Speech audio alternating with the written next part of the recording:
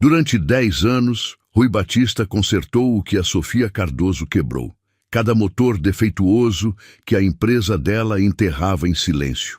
Os que reprovavam nos testes de emissão, os que rachavam sob pressão, os que teriam destruído carreiras inteiras se tivessem vindo à tona, chegavam em caixotes no fundo da garagem dele, sem imprensa, sem rastro de papel, apenas Rui, as suas ferramentas e uma filha que adormecia ao som de chaves de fenda. Ele nunca reclamou, guardou todos os registros. E quando o império de Sofia Cardoso finalmente desabou sob o peso das suas próprias mentiras, ela não tinha mais para onde ir senão à porta dele. Ele consertava tudo o que ela quebrava. Agora ela precisava que ele consertasse a única coisa que ela não conseguia: a verdade. A vila de Avelar, no interior de Portugal, não exigia muito das pessoas que lá viviam. Pedia trabalho, paciência e o bom senso de saber quando uma coisa valia a pena ser guardada. A oficina Batista ficava na esquina da Rua das Acácias com a travessa do moinho.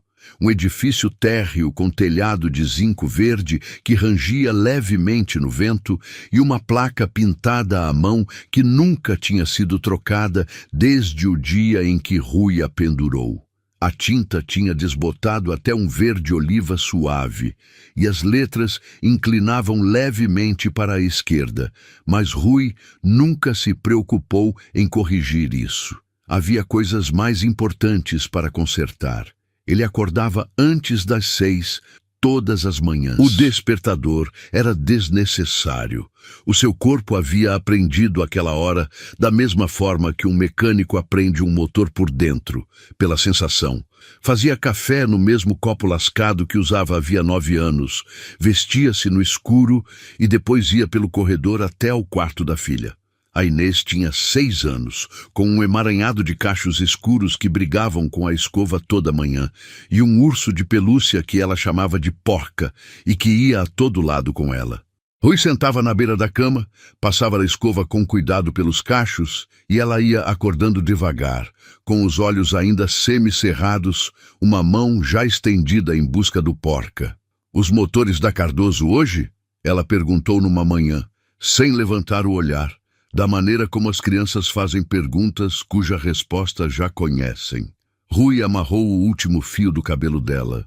Provavelmente. Ele a deixava na casa da Conceição Tavares às 6 da manhã.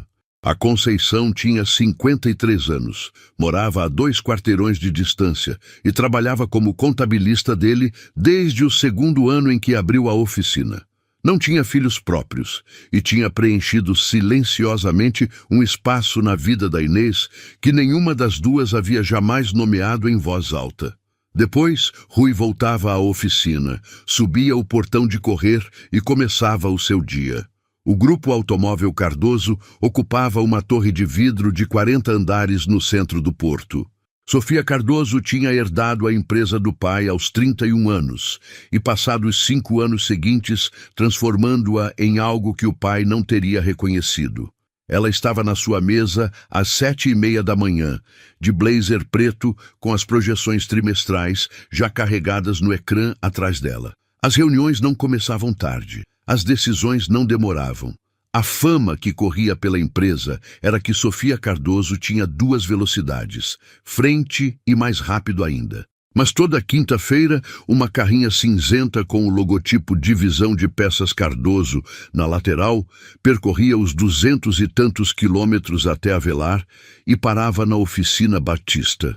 O motorista, sempre um diferente, sempre calado, descarregava entre 3 e 7 unidades de motor da traseira. Deixava um pequeno envelope selado em cima da pilha e ia embora. O envelope continha dinheiro em espécie e uma única folha com um número de referência de devolução de peças, sem assinatura além de um carimbo de borracha, sem fatura oficial, apenas os motores e o envelope, e o entendimento de que Rui Batista não faria perguntas. Ele tinha aprendido a não fazer perguntas. Aquela lição tinha sido cara. A Conceição Tavares observava-o receber a entrega naquela quinta-feira de manhã da porta da oficina, com os óculos de leitura empurrados para a testa. Ela segurava uma pasta de papelão. A unidade que mandaram na semana passada, ela disse, quando a carrinha foi embora, fui atrás do código de fabricação. É a terceira unidade do mesmo lote de produção em 5 meses. Rui agachou-se junto ao motor mais próximo, pressionando 2 dedos ao longo da parede do cilindro. Não respondeu de imediato. Eu sei, disse ele por fim. Etiquetei as outras 2 da mesma forma. A Conceição abriu a pasta e estendeu-a. Dentro havia fotografias, notas de análise escritas à mão e uma folha impressa com códigos de produção marcados a marcador amarelo. Ela tinha feito tudo aquilo quietamente, no seu tempo livre, porque era o tipo de pessoa que acreditava que as coisas deviam ser documentadas mesmo quando a documentação não servia a nenhum propósito imediato. Rui pegou na pasta e olhou para ela por um longo momento. Junta com as outras, disse ele. Ele tinha dito essas mesmas palavras centenas de vezes ao longo de 10 anos, e a Conceição tinha sempre cumprido, e nenhum dos dois tinha jamais discutido para que serviam as outras, mas os dois sabiam. A sala de armazenamento dos fundos da oficina Batista guardava 5 arquivos grandes, cada um pintado de um azul claro específico que Rui tinha escolhido sem saber exatamente por quê. A cor era quase igual à do interior da sala de descanso da unidade de engenharia do Grupo Cardoso, onde ele tinha almoçado e escrito relatórios, e onde numa terça-feira de março, 11 anos atrás, tinha discutido com um homem chamado Álvaro Neves sobre uma falha estrutural na série de motores HX4. Rui Batista tinha sido engenheiro sênior de design de motores no Grupo Cardoso antes de ser dono de oficina. Era bom no trabalho, não bom da forma que rende elogios em corredores, mas bom da maneira quieta e precisa que impede máquinas de falhar. O HX4 tinha sido em grande parte obra sua. A geometria da câmara de combustão, a sequência de temporização das válvulas, a composição específica da liga na parede do cilindro. Ele tinha trabalhado nesses problemas durante 2 anos, e quando o motor foi para a produção, o seu nome estava nos documentos internos de design. Depois, a sua esposa Clara tinha morrido num acidente de carro, numa terça-feira de novembro. A Inês tinha 8 meses. Rui pediu licença de emergência, depois licença prorrogada, e quando finalmente conseguiu se reerguer, a empresa tinha passado por uma reestruturação. Álvaro Neves, que era diretor adjunto da divisão de produto, tinha silenciosamente retirado o nome de Rui dos registros de patente e redistribuído o crédito de design a uma equipa que Rui nunca tinha liderado. Quando Rui entendeu o que tinha acontecido, não tinha dinheiro para advogados e nem energia para brigar. Abriu a oficina. A primeira entrega do Grupo Cardoso chegou 14 meses depois. Ele entendeu imediatamente o que aquilo significava. Os motores que estavam a ser silenciosamente terceirizados para uma oficina de vila eram unidades com falhas sistemáticas. A mesma falha que ele tinha sinalizado num relatório técnico na primavera antes de sair de licença. Um relatório que Álvaro Neves tinha assinado e depois feito desaparecer. Alguém dentro do Grupo Cardoso estava a usar a oficina de Rui como rota de descarte, retirando as unidades defeituosas do inventário interno antes que qualquer auditoria regulatória as sinalizasse, e dispersando-as para oficinas terceirizadas, onde seriam discretamente reparadas ou sucateadas sem rastro de papel que levasse de volta à empresa. Rui era a oficina terceirizada. Tinha o conhecimento técnico para lidar com as unidades sem fazer as perguntas erradas e tinha necessidade de dinheiro. E Álvaro Neves sabia muito bem das 2 coisas. Por isso Rui tinha aceitado os envelopes. Tinha feito o trabalho e toda vez tinha anotado tudo, o código da unidade, o número do lote, o padrão de falha, a data de recebimento, o custo dos materiais, a sua análise da causa raiz. E tinha arquivado tudo nos armários azuis, uma pasta por entrega, organizada por ano. Fazia isso porque era o tipo de pessoa que não descartava dados. E porque lá no fundo, por baixo do cansaço de criar uma filha pequena sozinho e gerir um negócio sozinho, sempre acreditou, sem articular direito, que os dados um dia iam importar. Sentou-se na bancada tarde da noite, depois da entrega que a Conceição tinha trazido, com a Inês a dormir lá no fundo do corredor e uma única lâmpada acesa sobre a fila de arquivos. Os bancos da oficina eram velhos, e o chão era frio, e o fluorescente do teto estava a piscar há 3 semanas, porque ele continuava a esquecer de trocar. Passou o polegar pelas abas das pastas do ano corrente. 6 anos de números de lote que correspondiam à série de falhas que ele tinha documentado no relatório que Álvaro Neves tinha enterrado. 10 anos de evidências de que o problema nunca tinha sido corrigido, apenas escondido. Ele não se sentiu justo por isso. Sentiu-se cansado, do jeito específico de um homem que carregou um peso que nunca foi seu e que nunca o pousou uma vez sequer, porque pousá-lo teria significado abandonar a única coisa honesta que lhe restava. Fechou o arquivo e foi ver a Inês. A notícia veio numa quarta-feira de manhã em outubro.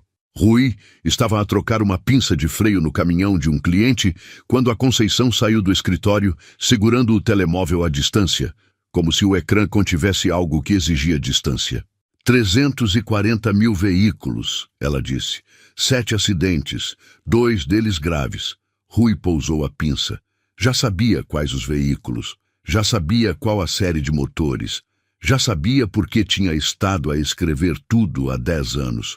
Olhou para a fila de arquivos azuis visíveis pela porta aberta da sala de armazenamento e, pela primeira vez em muito tempo, deixou-se sentir o que tinha estado a carregar.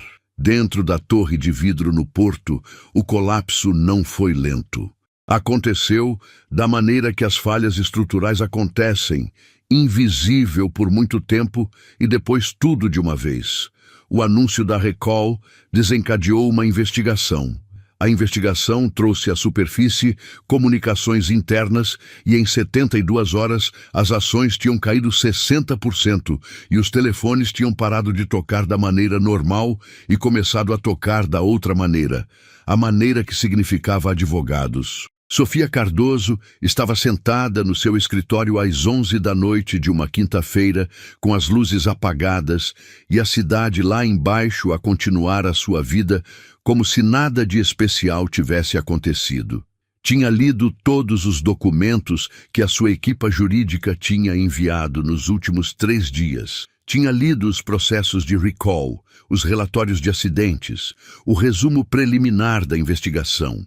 E tinha lido, e esta era a parte que continuava a voltar, um memorando de 2012 escrito por um engenheiro sênior chamado Rui Baptista, alertando a divisão de produtos sobre uma falha na parede da câmara de combustão do HIG4, que podia causar fissuras progressivas sob condições de carga sustentada.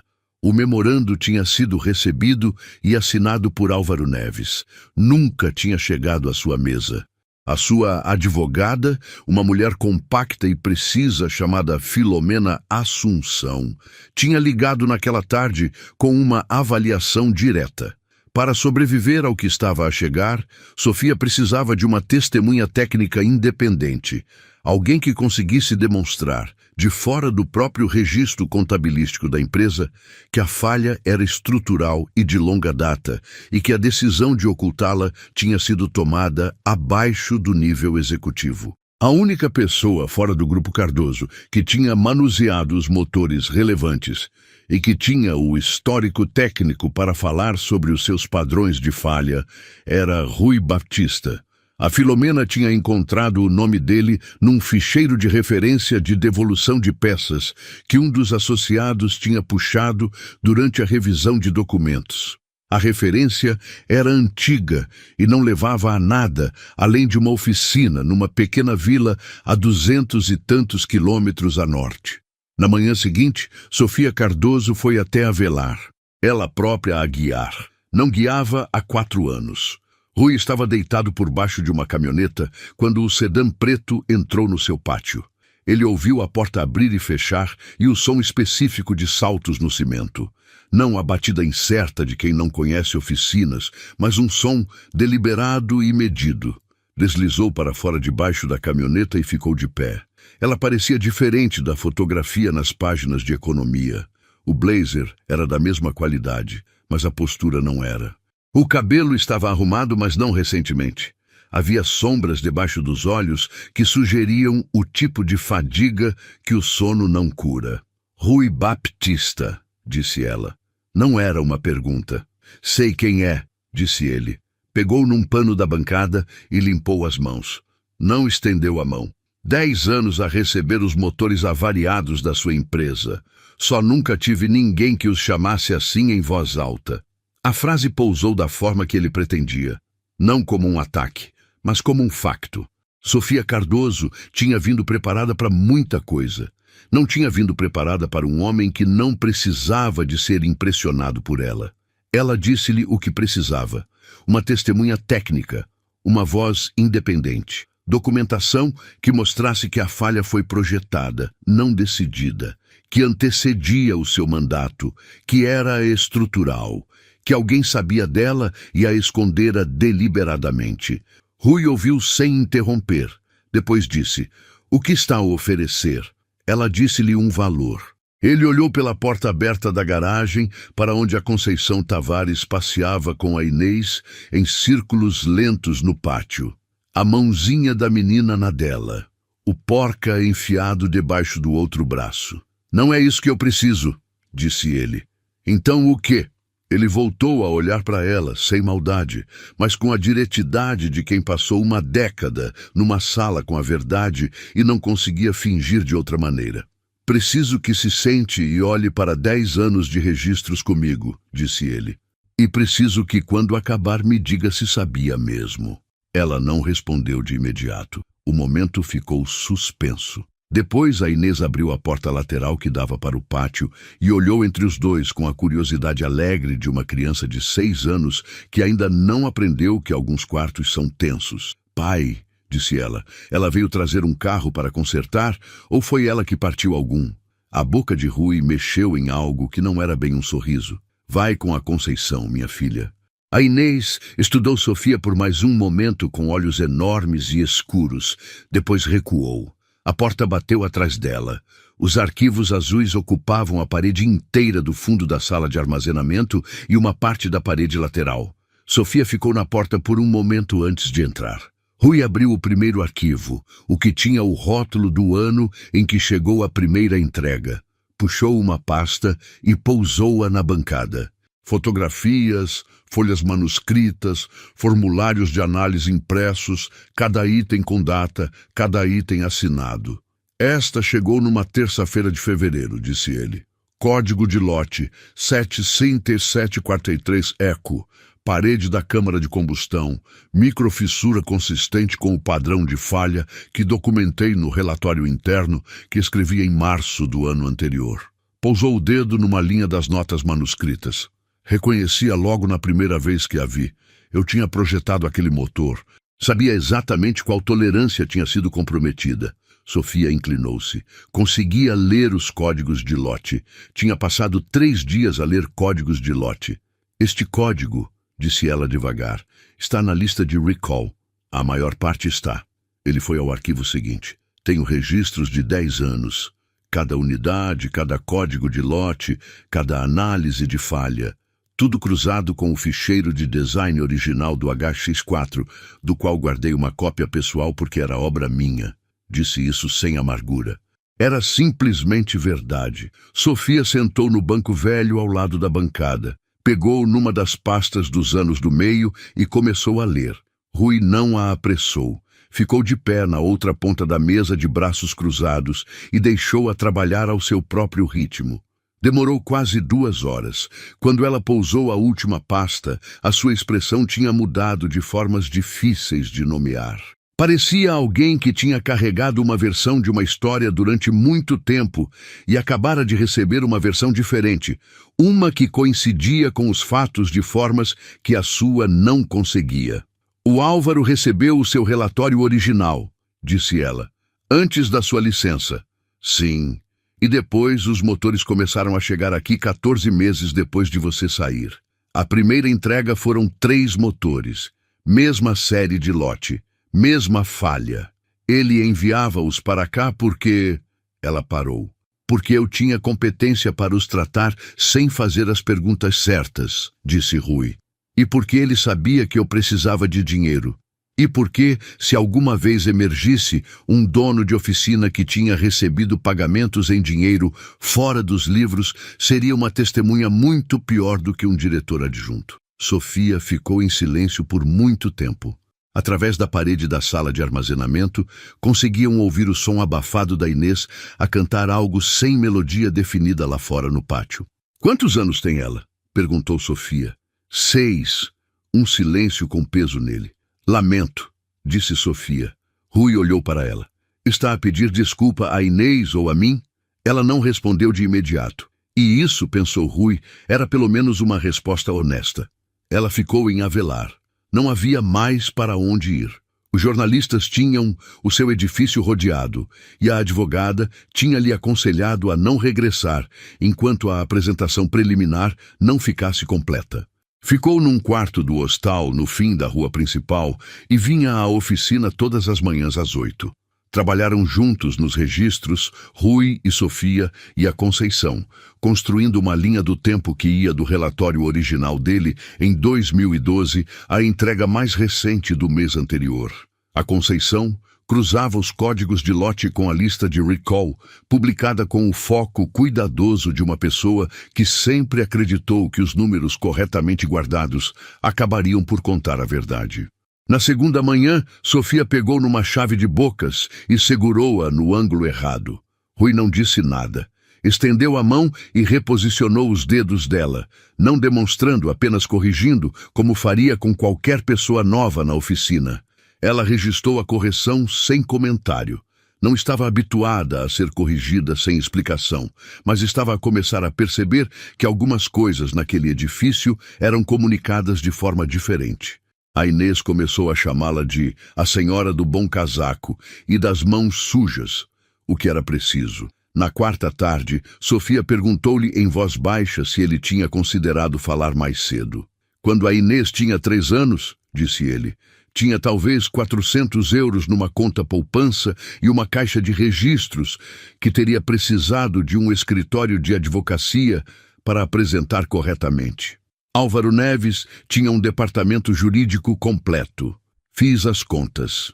Não estava a pedir simpatia. Estava a fornecer dados.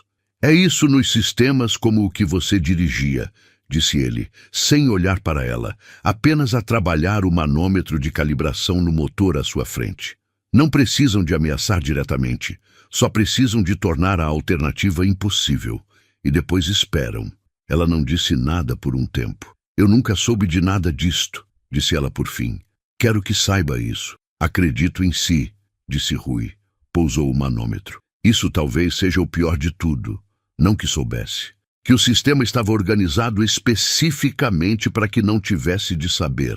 Ela ficou a digerir aquilo pelo resto da tarde. Álvaro Neves ligou-lhe naquela noite às 7h45. Ela estava sentada no parque de estacionamento do hostal, com o telefone em viva voz, a olhar para a rua. Sei onde está, disse ele. Sei o que está a fazer.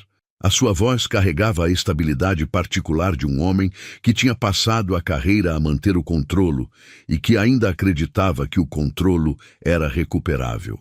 Não deixe aquele mecânico destruir o que construímos. O que você construiu, disse Sofia. O que construímos juntos. Uma pausa. Pense bem. Ela desligou a chamada. De manhã, a história tinha mudado. Uma agência noticiosa tinha publicado um breve artigo de fonte anônima descrevendo Rui Baptista como um dono de oficina com historial de receber pagamentos irregulares em dinheiro de uma grande empresa automóvel, sugerindo que o seu antecipado testemunho estava financeiramente comprometido. O artigo era curto, mas circulou. Às 10 da manhã, 2 dos seus clientes habituais tinham ligado à Conceição para cancelar as suas marcações. Rui leu o artigo no telemóvel parado no pátio da oficina. Depois pôs o telemóvel no bolso e voltou para dentro e começou o trabalho do dia. A Conceição encontrou-o 1 hora depois. "O que quer fazer?" "Continuar a trabalhar", disse ele. Sofia chegou às 9 e disse-lhe diretamente o que a equipa de Álvaro tinha feito. Os registros fiscais de 2019 que mostravam que ele tinha declarado rendimento a menos de um cliente. Não fraude em nenhum sentido significativo. Apenas um homem que não conseguia pagar um contabilista cuidadoso no pior ano do seu negócio. Mas em papel podia ser apresentado como algo pior. "Deve saber", disse ela. "Se isto piorar, fica pior." "Não fiz nada de errado", disse Rui. "Fiz uma coisa confusa porque a minha vida era confusa. Há diferença." Olhou para ela. "Se precisar de encontrar uma testemunha diferente, percebo. Não estou a pedir-lhe que assuma isso por minha causa." Sofia ficou em silêncio por um momento. "Ele está a fazer isto porque tem medo de si. Um homem com 40 advogados não vai vasculhar os registros fiscais de um dono de oficina porque está confiante." Rui não respondeu. Naquela noite, a Inês perguntou-lhe sobre o artigo. Tinha ouvido a Conceição a falar. Tinha 6 anos e entendia mais do que os adultos habitualmente esperavam. "Disseram coisas mais sobre ti", disse ela, não perguntando, relatando. Rui sentou no degrau da varanda para ficarem à mesma altura. "Algumas pessoas disseram sim, mas eu não fiz uma coisa má. Fiz uma coisa lenta. Às vezes a coisa certa demora muito tempo. E enquanto espera, pode parecer errada para as pessoas que não estão a esperar contigo." A Inês pensou nisso cuidadosamente. "A Sofia está a esperar contigo?" perguntou ela. "Acho que está a começar a estar", disse Rui. Foi a Conceição quem encontrou.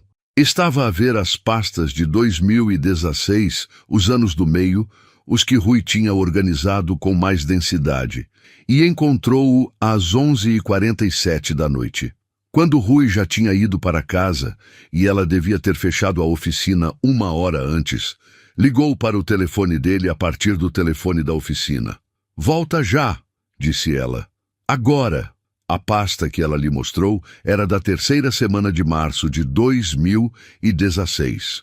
Dentro, havia um recibo de entrega padrão para um lote de 6 unidades de motor. E agrafado nas costas do recibo, dentro de um envelope branco simples, havia uma nota manuscrita em papel timbrado do Grupo Cardoso.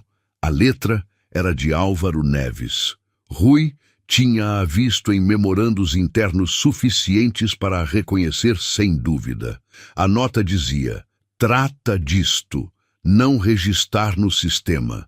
O código de lote no recibo correspondia a uma unidade de um relatório de acidente de 2022. Um homem chamado Diniz Guerreiro, 41 anos, 2 filhos, estava a conduzir um veículo com aquela série de motor quando a falha causou o bloqueio do motor sob carga em autoestrada. Ele sobreviveu, não voltou a andar. Rui leu a nota 2 vezes, pousou-a na bancada e olhou para ela debaixo da lâmpada. Sofia chegou em 15 minutos. Ficou de pé na bancada e leu a nota e não disse nada por 1 minuto inteiro. "Ele usou a sua oficina como cofre", disse ela em voz baixa, "porque sabia que guardaria tudo em segurança e nunca a abriria." "Pensou que eu não tinha a chave", disse Rui. A chamada a Filomena Assunção foi às 00h. De manhã, a equipa jurídica estava a preparar o pacote de submissão para a investigação federal, 10 anos de registros de motores codificados por lote, o relatório de design original de 2012, a nota de 2016 e a análise técnica formal de Rui, ligando cada unidade que tinha recebido ao padrão de falha que tinha identificado uma década antes. Álvaro Neves chegou à oficina Batista na terça-feira de manhã seguinte. Veio sozinho, sem assistente, sem motorista. Conduziu-se num sedã prateado e estacionou no pátio com a arrumação de um homem que ainda acreditava na aparência de ordem. Usava um fato que custava mais do que um mês de rendimentos de Rui, e a sua expressão era a de alguém que se prepara para negociar. Rui estava na bancada. Não se levantou quando Álvaro entrou. Álvaro fez a proposta sem preâmbulos. Era preciso nela, como era preciso em tudo. Uma soma específica, um pedido específico, a nota de 2016 e o acordo de Rui em caracterizar as entregas como trabalho contratado de rotina em vez de descarte fora dos registros. Em troca, o problema fiscal desapareceria e o artigo retratava. Rui ouviu tudo. Depois disse: "Sabe o nome Diniz Guerreiro?" Álvaro não disse nada. 41 anos, disse Rui. 2 filhos. Conduzia um veículo com um motor do lote que a sua nota acompanhava. Não morreu. Não volta a andar. Pegou no manômetro de calibração da bancada e girou-o nas mãos, não fazendo nada com ele, apenas segurando. Leio o jornal local. Leio todas as semanas. Há 10 anos, tenho o hábito de seguir as coisas que as pessoas pensam que ninguém está a ver. Álvaro tentou mais uma vez. Não consegue ganhar contra os meus advogados. Saia da minha oficina, disse Rui. A sua voz não mudou. Tenho um cliente às 10. Álvaro Neves ficou parado no centro da oficina Batista e olhou para o espaço.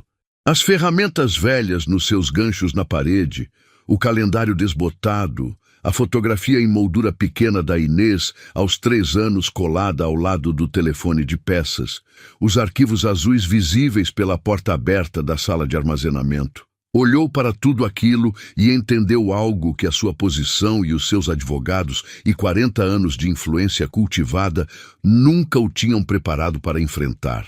Um homem que não tem mais nada para proteger é um homem que não se consegue ameaçar. Saiu sem dizer mais uma palavra. Sofia tinha estado encostada à parede lateral do edifício. Tinha ouvido tudo. Quando Rui saiu, ela estava de braços cruzados com os olhos no meio da distância. Vai tentar outra coisa, disse ela. Provavelmente, disse Rui. Não muda o que está nos arquivos. A audiência federal foi numa quinta-feira de manhã. Rui chegou de calças caque e camisa branca de botões. Não um fato, apenas roupa limpa, passada com algum cuidado. Carregava o pacote de submissão numa caixa de arquivo padrão, o tipo que custava 3 euros na papelaria. Sentou-se à mesa de testemunhas e disse a verdade. Disse-a desde o início. O trabalho de design original, o relatório de 2012, a reestruturação, a primeira entrega, os 10 anos de registros, a nota de 2016. Tinha organizado o seu testemunho da mesma forma que organizava os seus registros de manutenção. Cronologicamente, claramente, sem ornamentação. Quando um dos membros do comitê lhe perguntou por que tinha mantido uma documentação tão minuciosa ao longo de uma década, ele fez uma pausa antes de responder. Porque era engenheiro naquela empresa, disse ele. Os engenheiros não descartam dados. Era uma frase quieta. Descrevia 10 anos. A Filomena Assunção apresentou a análise técnica naquela tarde. As referências cruzadas de códigos de lote, a linha do tempo de 2012 até ao presente, o relatório de falha original, a nota de 2016. A própria caligrafia de Álvaro Neves em papel timbrado do Grupo Cardoso, a instruir que um lote defeituoso conhecido fosse mantido fora do registro oficial. Quando Álvaro Neves se sentou na cadeira de testemunhas na manhã seguinte, tinha 4 advogados consigo e uma declaração preparada de 47 páginas. Pela segunda hora de interrogatório, a sua versão de quem sabia o que e quando tinha começado a contradizer-se de formas cada vez mais difíceis de reconciliar. As lacunas nos seus registros, colocadas contra a completude dos de Rui, contavam uma história que 47 páginas não conseguiam rever. O resultado chegou 3 semanas depois. Álvaro Neves foi referenciado para processo criminal por encobrimento de provas e ocultação deliberada de violação de segurança.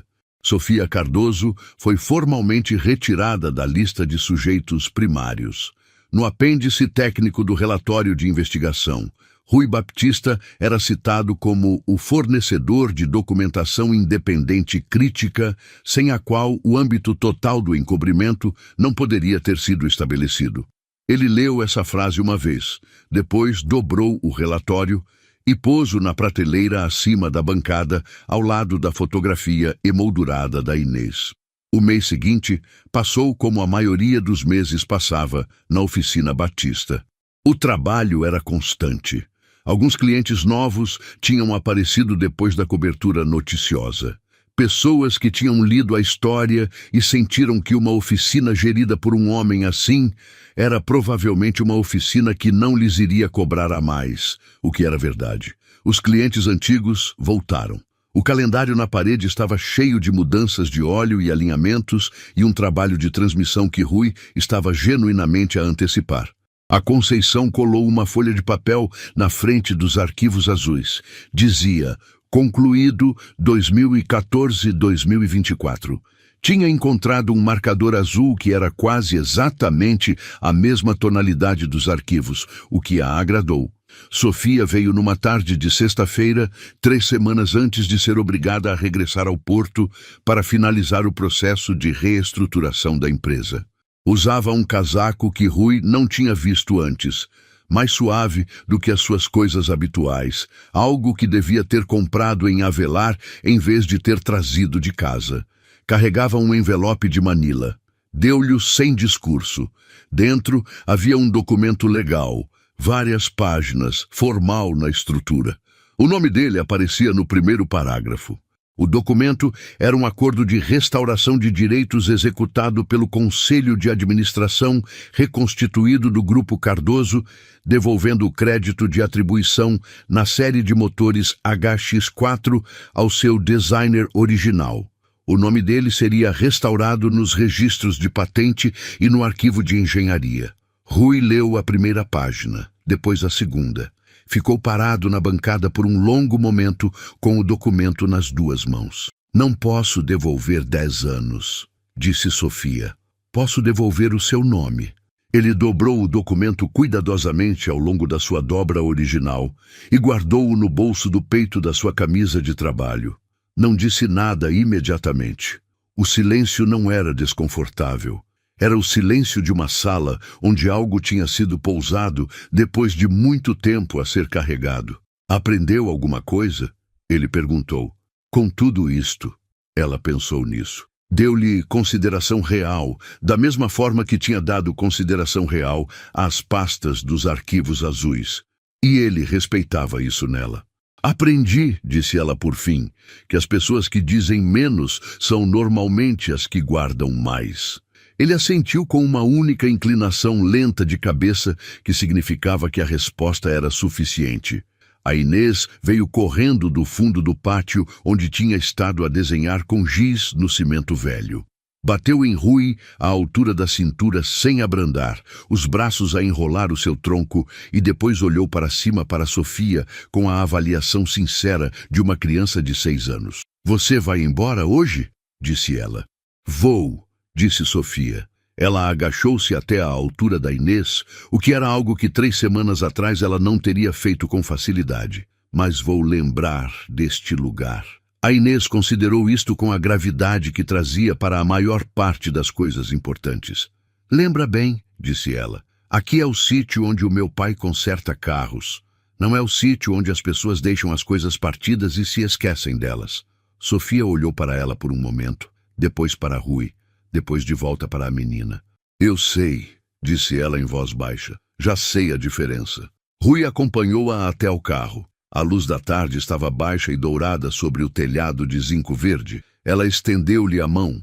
Não o gesto elaborado de um acordo a ser selado, apenas o gesto ordinário de uma pessoa a reconhecer outra. Ele viu o sedã preto sair do pátio e virar a caminho do porto e da torre de vidro e do trabalho de reconstruir coisas que tinham estado partidas durante muito tempo. Depois, voltou para dentro. Durante 10 anos, Sofia Cardoso tinha usado o pátio dos fundos da oficina Batista como o sítio onde depositava as coisas que não queria carregar. O que ela nunca tinha percebido era que Rui Batista tinha pegado em cada uma dessas coisas. Não porque fosse obrigado, não porque lhe valesse algo, não porque planeasse algum uso particular para elas, mas porque era o tipo de homem que não passava por cima de algo partido, sem tomar nota de onde estava o estrago e o que significava, e se alguém algum dia ia conseguir usá-lo para encontrar a verdade. Tinha tido razão que ia importar um dia, apenas nunca soube o quão paciente esse dia ia exigir que ele fosse. Se essa história te tocou de alguma forma, se você viu nela algo que reconhece a paciência silenciosa de quem carrega o peso do que é certo mesmo sem ver o fim, então deixa o seu like e compartilha com alguém que precisa ouvir isso hoje. Se você é novo por aqui, se chegou por acaso ou por indicação, seja bem-vindo. Este canal existe para contar histórias que ficam. Inscreve-se e ativa o sininho para não perder nenhuma. E nos comentários, me conta uma coisa. Você já passou por um momento assim? Um momento em que fez a coisa certa, devagar, sem reconhecimento, sem saber se ia valer? Me conta. Eu leio tudo. A próxima história já está a caminho.